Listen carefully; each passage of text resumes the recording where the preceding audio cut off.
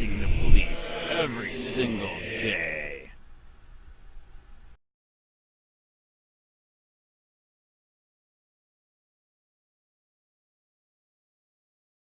No charges for grandpa who shot an officer on his property to protect his grandkids. A grandfather has escaped charges after he says he was shot at by a police officer and had no other choice but to shoot back to protect his family, striking the officer. By Matt Agarist, October 11, 2018. Owensboro, Kentucky. Time and again, as the Free Thought Project has consistently reported, police officers will enter the home of an innocent person and kill them. As is the case most of the time, the officers aren't charged despite gross negligence leading up to the innocent homeowner's death. Or, if the homeowner does successfully defend themselves, they are often charged. In rare instances, however, homeowners defend themselves against the officers who come onto their property with no warrant or mistakenly, and they are deemed justified in doing so. David Turley, 63, was one of these homeowners who defended his home against who he thought was an intruder but was actually a cop, and he has not been charged. What's more, according to Turley, the cop opened fire on him and all Turley did was return fire. Luckily for Turley, Officer Zachary Morris was a bad shot. According to police, the incident happened Wednesday morning just before 6 a.m. in Tully's neighborhood. Police say Morris was responding to a call about a suspicious person, and when he arrived in the neighborhood, someone matching the description fled. Police say Morris pursued the person until he lost sight of him behind some houses.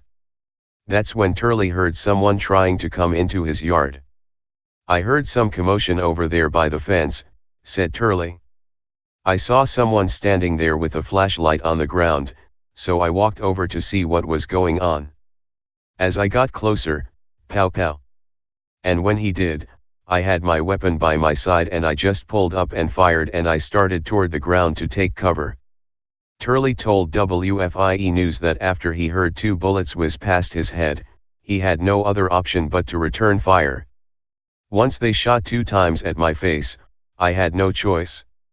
I was in fear of my life, and I returned fire." Unlike Morris, Turley did not miss, and the bullet struck the officer in the lower section of his bulletproof vest and fragmenting off into his abdomen.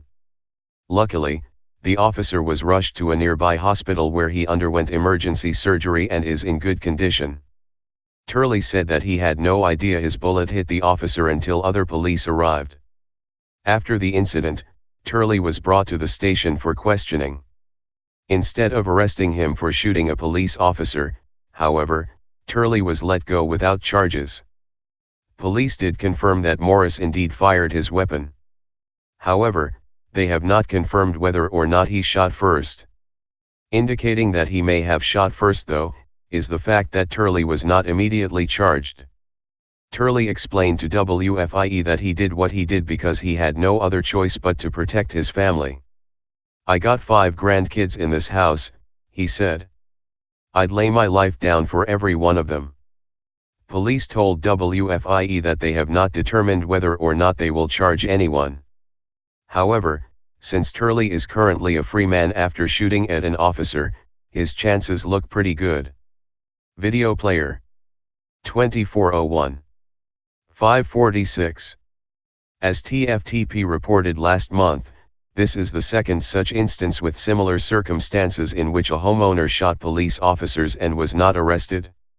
A team of police officers who were serving a search warrant at the wrong house in District Heights, MD last month encountered an armed father who was trying to protect his daughter from what he believed were intruders.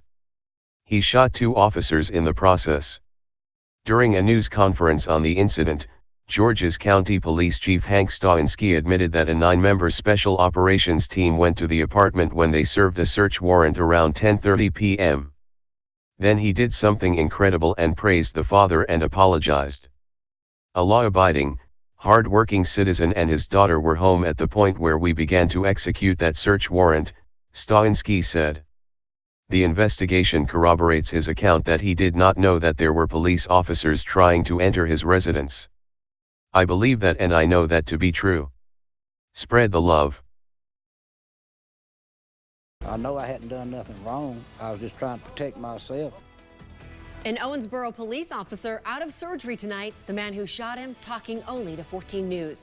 That shooting happened early this morning, a few blocks from the Ohio River. Kentucky State Police tell us a man mistook the officer as a suspicious person. And we've been keeping you updated on this story all day. Let's get right to Randy Moore, who's heading up our live team coverage. Randy. Yeah, Jackie, we're going to get to what can only be described as a fascinating interview in a moment with a man who shot a police officer this morning. But first, let's talk about that police officer and recap for you what exactly happened behind me early this morning. 23-year-old Zachary Morris grew up in Greenville in a family of law enforcement people. He's been with the Owensboro Police Department just 2 years, and tonight he is really lucky to be alive. It all happened just behind that privacy fence right behind me between the house and that camper. Here's what Indiana Police State or Kentucky State Police say.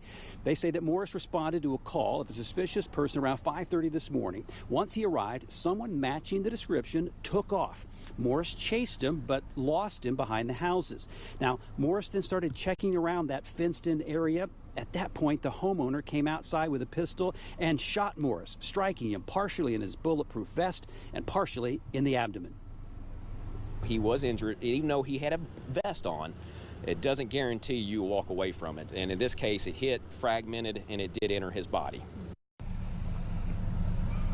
Now, Morris is in good condition after emergency surgery at Owensboro Health, and Kentucky State Police say that he did discharge his weapon. They're not saying the order of the shots fired, who shot first. And as for the man, David Turley, 63 years old, the man who shot who fired the shot at the police officer, he was questioned and released. No charges filed at this time. Right after he was released, he talked to our own Katie Capusta.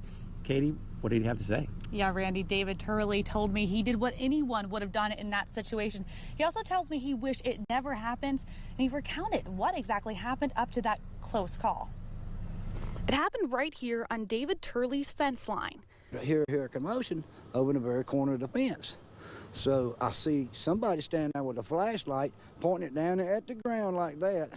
So I walk over to see what's going on. He lives in this trailer in the backyard of his son's house. As I get closer, pow, pow. And when he did, I had my weapon by my side, and I just pulled up and fired and started towards the ground trying to take cover.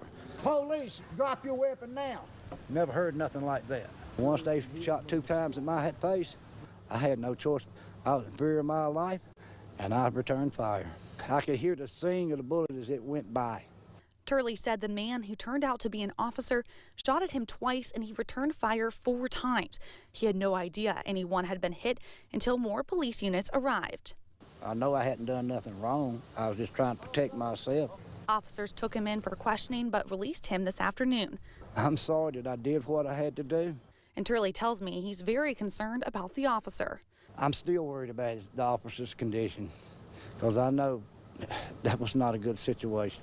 But he says he knew he did what he had to do to protect himself and his family. I got 5 grandkids in this house. I'll lay my life down for every one of them. Police have not determined if anyone will be charged in this incident, but they did confirm that Officer Morris did discharge his weapon. Randy? That's his side of the story. We'll get the OPD side of the story, the Kentucky State Police investigation results a little bit later, but one thing that will hinder the investigation is no body cams to tell exactly what happened here, right? Yeah, right. OPD does actually not issue body cams for their officers.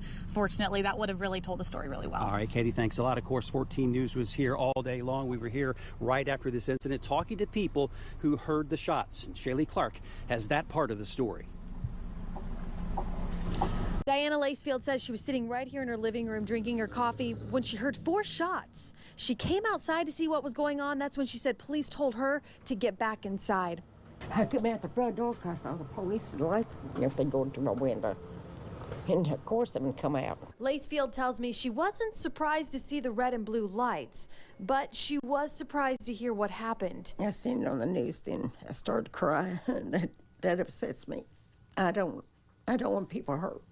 She said it's not the first time she's heard shots and seen police in the neighborhood. She said the neighborhood is dangerous. Her neighbors agreed. She told me she owns guns herself because of that. You can hear a lot going on from over here, and you see a lot of cop cars I respect the police, I really do.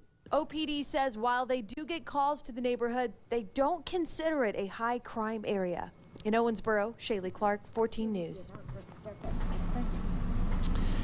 And Owensboro Police did release a statement this evening on their Facebook page saying this has been a very tough day for the community and that they appreciate the thoughts and prayers for Officer Morris. Now, Jackie, we could be telling a very, very different story here this evening. Now, we don't want to downplay the fact that Officer Morris is in the hospital with a gunshot wound, but it could have been much worse. According to Turley, now this was somewhat of a shootout. The police have not confirmed that yet. We'll wait for their investigation. But again, this could have been tragic. Jackie? What a story. Thank you, Randy. Police use who may want to retaliate against him physically. Hey Charlotte County, this is Charlotte County Cop Watch, and I just wanted you to know that I am using this stuff under fair use. And also remember to like and subscribe this channel. Also too, keep in mind I do not make any money on YouTube. This is 5 hours work a day, you know, fighting for freedom. And you can donate with PayPal and Patreon. I just want you to think about this. If everybody gives to PayPal and Patreon is every month. Actually, PayPal you can do every month. I have 12,000 subscribers. If everybody gives, I can quit my regular job and go full-time investigations on Charlotte County and possibly even more and beyond. So just keep that in mind. If everybody helps out, I can go full-time doing this. Thanks.